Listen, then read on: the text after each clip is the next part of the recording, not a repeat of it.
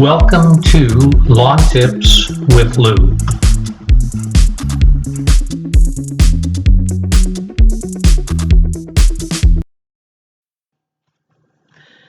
In some of my earlier videos, I talked about how builders will leave construction debris on the ground when they put down sod on the yard for newly constructed homes.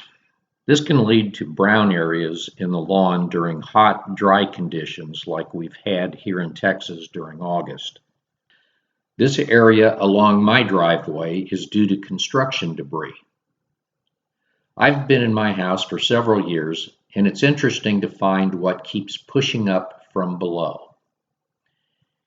Here is a soda can that is pushed out of the soil along the retention wall in my front yard. This picture shows some of the plastic sheeting that is pushed out of the soil along the retention wall along the side of the house. Along the front driveway, the browning grass area is due to the sod having been laid over an area of gravel left from when the driveway was installed.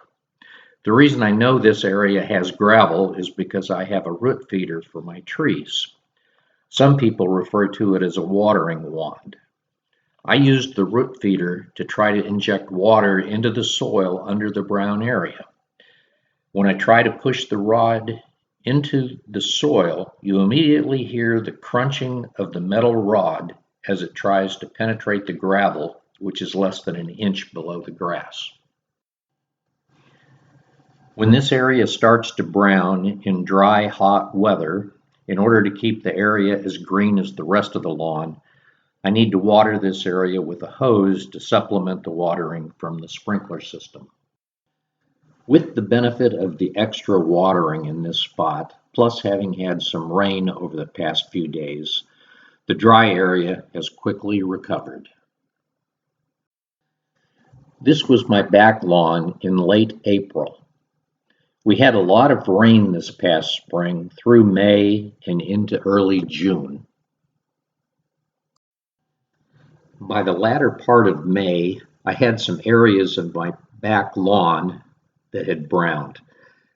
I thought that I had taken pictures of the browned areas, but apparently I did not. Maybe I was embarrassed or disgusted, but the brown areas were due to a lawn fungus called brown patch. I've tried to highlight the main areas where the brown patch was at its worst. Here, here, and here.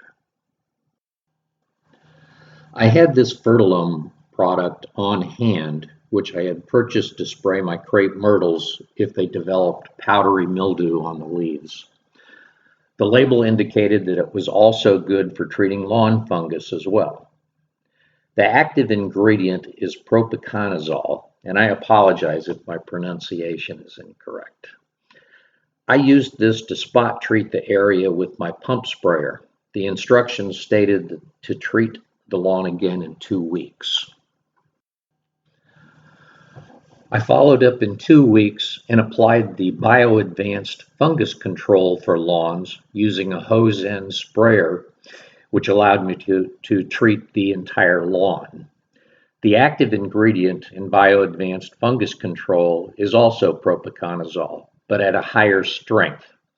The propiconazole in the bio-advanced fungus control is at a 2.42% strength versus the 1.56% in the Fertilome product.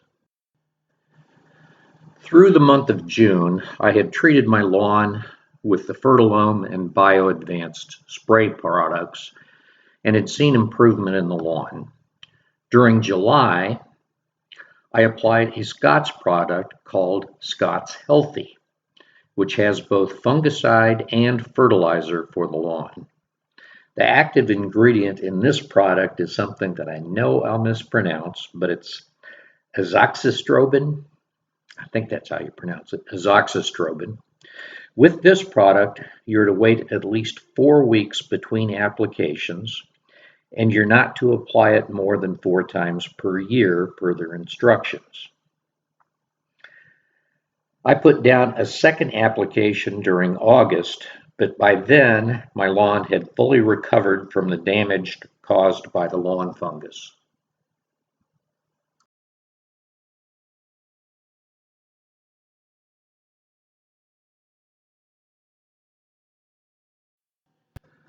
Now that we're into September, it's time to think about putting down a fall pre-emergent weed control on the lawn. I've had a lot of success over the past several years using bio-advanced 3-in-1, which is a fertilizer but also contains both a pre-emergent and post-emergent weed control chemicals. There are a lot of good pre-emergents that you can choose from, but I've been able to maintain a predominantly weed-free lawn by applying the bio-advanced 3-in-1 in March and September of each year. Additionally, this year they added an insecticide to the product as well. I know you may not be able to read this, but the back of the package lists many of the weeds the product controls. Thanks for watching. Enjoy the upcoming fall season, and I'll see you next time.